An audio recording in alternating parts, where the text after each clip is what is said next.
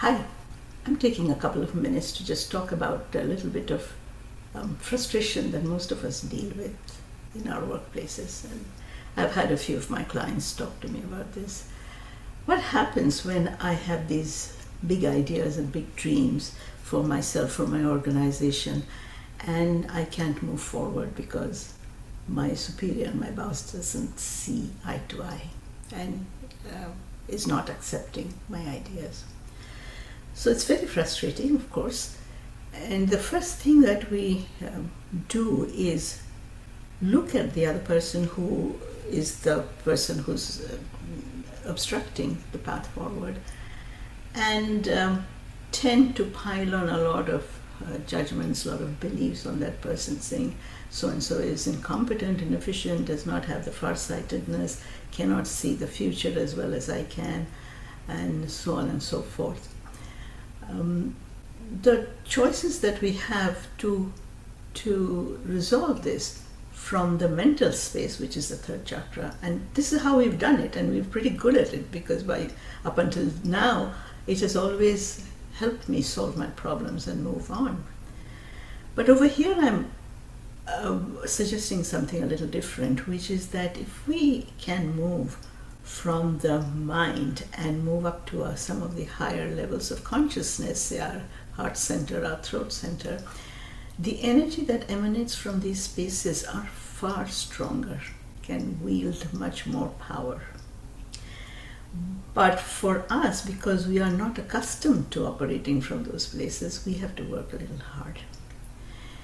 And this is based on a couple of principles. One is that, first of all, every obstacle that lands in front of us is a way of our spirit telling us that it is time for you to learn this lesson, because you will not be able to solve the problem satisfactorily from where it was created.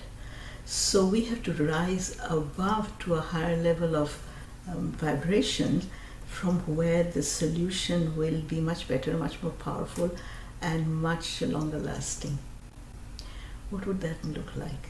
That looks like that instead of looking at the other person and determining what he or she should not do in order to facilitate movement forward, I look inside myself and I ask, what am I believing?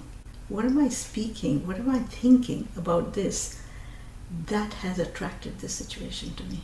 Because that's what happens. What we think, believe, and talk about is what we create around us. So what if I ask you to look deep inside and change some of those beliefs? For example, if there is a belief, oh, my boss will never see things the way that I look at it. Now that's a very stuck idea, and it's stuck actually in your mind. The boss may or may not be. So if I'm willing, if I can soften that and say, there's a possibility this person is smart, has the same intention in her mind as I have in the long run. You may not have thought of it that way up to now, but can you persuade yourself? Can you soften your stance? Can you make a little leeway and a little more space?